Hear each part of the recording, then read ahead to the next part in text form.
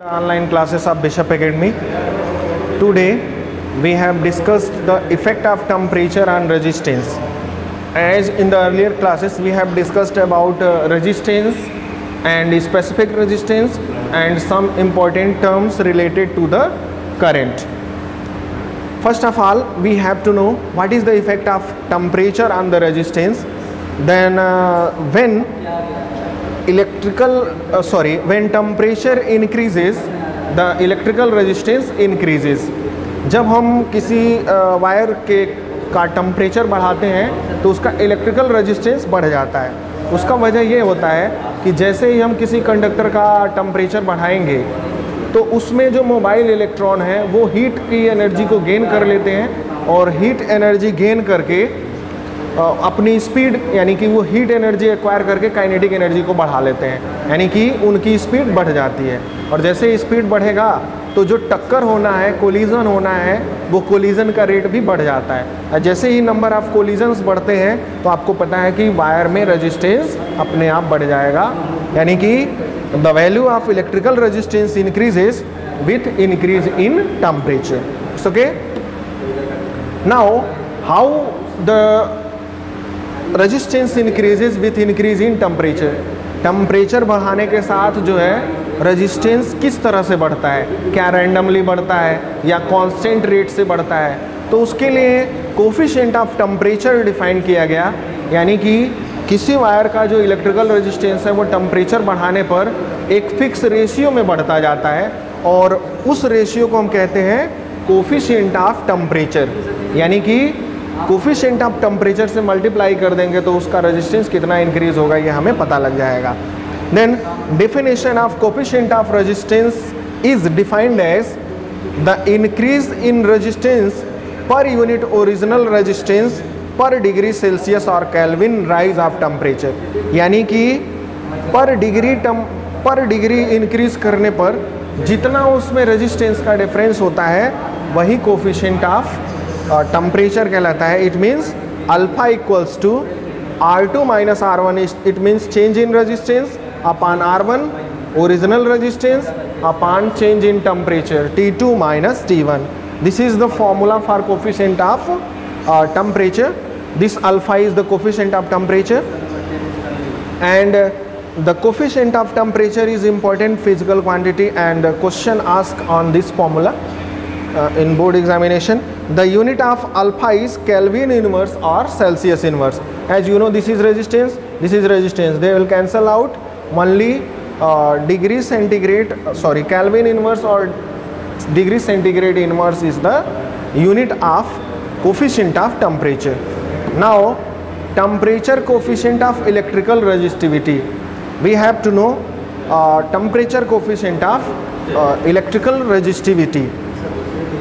As we know that electrical resistivity is directly proportional to resistance, यानी electrical resistivity directly proportional होता है resistance के। तो यदि temperature बढ़ाएंगे आप तो resistance बढ़ता है तो resistivity भी क्या होगा, बढ़ेगा, क्योंकि दोनों directly proportional है। Hence, electrical resistivity of conductor increases with increase in temperature. Temperature बढ़ाने के साथ electrical resistivity क्या होगा, बढ़ेगा। It's okay. And temperature coefficient of electrical resistivity is alpha. It is also represented by alpha, and it is rho minus rho naught. It means change in electrical resistivity upon original resistivity into change in temperature. This is the formula for electrical resistivity. It's okay. And it is also defined as the fractional change in electrical resistivity per unit change in temperature. Fractional change in electrical resistivity per unit temperature is called coefficient of electrical resistivity. It is also represented by alpha, and alpha is equals to rho minus rho naught. Rho naught is the initial resistivity and rho is the new resistivity upon rho naught into T minus T naught. It's okay. Now this is one of the most important topic, color coding of carbon resistors.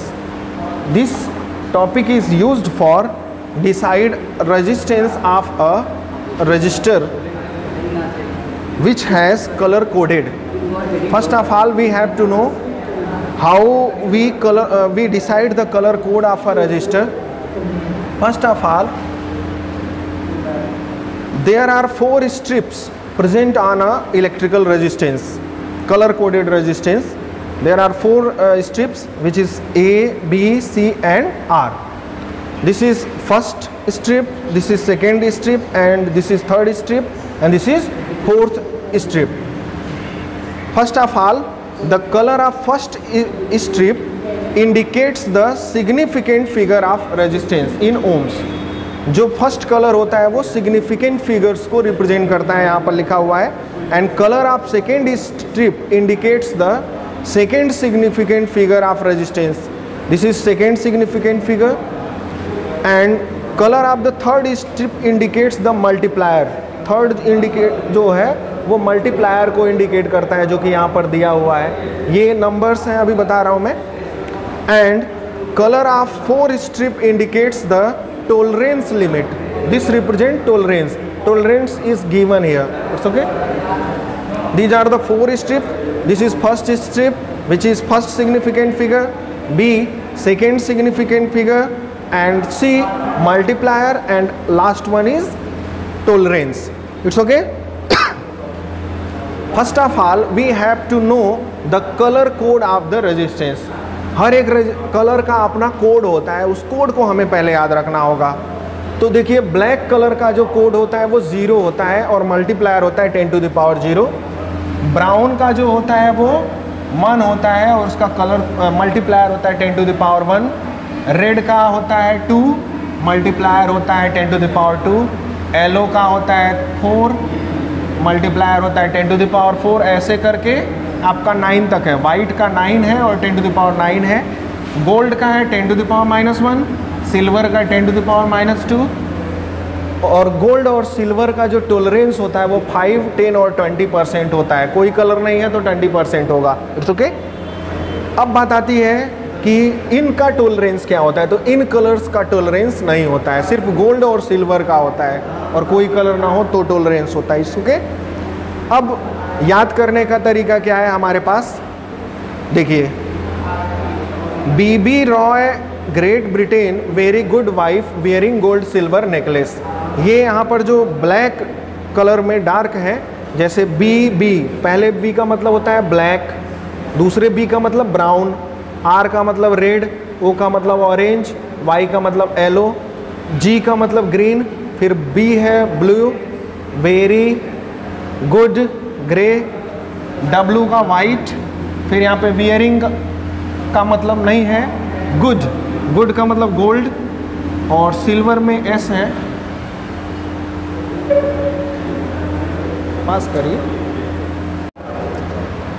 Now इसको याद रखने का जो तरीका है, B B ROY Great Britain very good wife wearing gold silver necklace. इसमें जो dark letters हैं वो इसी ऑर्डर में कलर हैं. जैसे देखिए, पहला black, brown, R for red, O for orange, Y for yellow, great का ग्रीन हो जाएगा, फिर blue, violet, grey, W white, फिर गोल्ड, सिल्वर. ये कलर ऑर्डर है और इनमें शुरुआत होता है 0 से. 0, 1, 2, 3, 4, 5, 6, 7, 8, 9 और यहाँ से आपका जो है टॉलरेंस ख़त्म हो जाता है. सिर्फ मल्टीप्लाई 10 to the power -1 -2 है. ठीक है. और an necklace for no colour. ये आपका याद रखने का तरीका है. आप ये स्टेटमेंट याद रखेंगे और इसमें जो पहले लेटर्स हैं उन पहले लेटर का कलर का मीनिंग होता है, वहाँ से आप कलर्स का नंबरिंग आप उंगली पे कर सकते हैं. जैसे अब एक क्वेश्चन करते हैं इस पर हम. जैसे यहाँ पे सिंपल प्रॉब्लम दिया हुआ है, for the given carbon register let the first strip be yellow. पहला स्ट्रिप उसमें क्या दे रखा है, येलो है. यहाँ देखिए, second strip be red, second strip है red, and third strip be orange, orange. Question है ये. और फोर्थ है गोल्ड. जब तक आपको याद नहीं है, आपको पता है पहला जो फिगर होता है वो सिग्निफिकेंट फिगर होता है। पहला जो फिगर होता है वो क्या होता है? सिग्निफिकेंट फिगर होता है। तो एलो का आप कलर देख लीजिए, एलो का कितना है? 4 है, तो यहाँ पर लिख देंगे 4। दूसरा स्ट्रिप सेकेंड सिग्निफिकेंट फिगर होता है। सेकेंड सिग्निफिकेंट फिगर रेड है, रेड का कितना है? 2 है, तो यहाँ पर लिख देंगे 2। थर्ड क्या होता है? मल्टीप्लायर होता है, थर्ड मल्टीप्लायर है। मल्टीप्लायर में देखिए कौन सा कलर है? ऑरेंज। ऑरेंज का मल्टीप्लायर होगा 10 टू द पावर 3। और फिर है टॉलरेंस। टॉलरेंस को प्लस माइनस करके लिखते हैं, यानी कि इतना इसमें एरर हो सकता है। गोल्ड है, गोल्ड का टॉलरेंस है 5%, तो यहाँ पर आप लिख देंगे 5%। ये ओम में आता है, यानी कि आपका जो कलर कोडिंग है yellow, red, orange, gold. First strip yellow है, सेकेंड रेड है, ऑरेंज है, गोल्ड है। तो फर्स्ट स्ट्रिप सिग्निफिकेंट फिगर होता है, उसका वैल्यू लिखेंगे। और ये येलो का कोडिंग आप वहाँ से याद रखना होगा, ये आप देख करके लिख लेंगे। सेकेंड है रेड, रेड का आप देखेंगे तो 2 है, 2 हमने लिख दिया। थर्ड जो होता है मल्टीप्लायर होता है, तो इसका मल्टीप्लायर देखेंगे। ऑरेंज का मल्टीप्लायर है 10 टू द पावर 3, तो इसका हम वैल्यू 10 टू द पावर 3 लिखा है हम। और गोल्ड है टॉलरेंस में, यानी चौथे स्ट्रिप पे। तो आपको फर्स्ट याद रखना है कि जो फर्स्ट कलर है वो मेन नंबर है, फिर सेकेंड नंबर जो है वो सेकेंड कलर, फिर तीसरा जो कलर होगा वो मल्टीप्लायर के जगह पे आएगा। तो ये आपका एक एग्जाम्पल हो गया, इस पर इसी ऑर्डर में लिखते हैं। इसको यूज़ करने के लिए ये नेसेसरी है, या तो आप इस स्टेटमेंट को याद रखें या फिर ये टेबल आपको याद हो कि किस कलर का क्या कोडिंग है। जैसे एक और एग्जाम्पल इसी में देख लेते हैं। यदि हमारे पास कोई कलर कोडिंग हो, दूसरा कोई भी अननोन लेते हैं, वॉयलेट है पहले पे, ठीक है, फिर हमारे पास ग्रीन है दूसरे नंबर पे, फिर हमारे पास ब्राउन है और हमारे पास सिल्वर है। यानी कि फर्स्ट स्ट्रिप वॉयलेट है, सेकेंड ग्रीन, ब्राउन, सिल्वर। इसको लिखना हो तो वॉयलेट का आप बताइए। वॉयलेट का आपका होता है 7, लिख देंगे 7। ग्रीन का होता है 5 लिख देंगे। थर्ड स्ट्रिप मल्टीप्लायर का होता है ब्राउन, ब्राउन का मल्टीप्लायर होगा आपका 10 to the power 1 plus minus, इसका टॉलरेंट होता है 10%। सिल्वर का टॉलरेंस आपका 10% है। तो ये आपका रेजिस्टेंस का वैल्यू हुआ और ये ओम में होता है। It's okay, this is the method to find out the electrical resistance. जब भी कोई कार्बन रेजिस्टेंस होता है तो वो इसी तरह का होता है। इसमें 4 कलर होते हैं, ABC और R। A first significant figure है जो वहाँ पे वायलेट है, B सेकेंड सिग्निफिकेंट फिगर है जो कि ग्रीन है यहाँ पर, C जो है ब्राउन है और R जो है वो सिल्वर है यहाँ पर। तो उसके अकॉर्डिंग आपका रेजिस्टेंस का वैल्यू ये रहा। इस तरह के बहुत सारे एग्जांपल्स आपके बुक में दिए हुए हैं, आप करेंगे। Thank you for watching this video. The assignment and questions are uploaded on Google Classroom and WhatsApp. Thank you.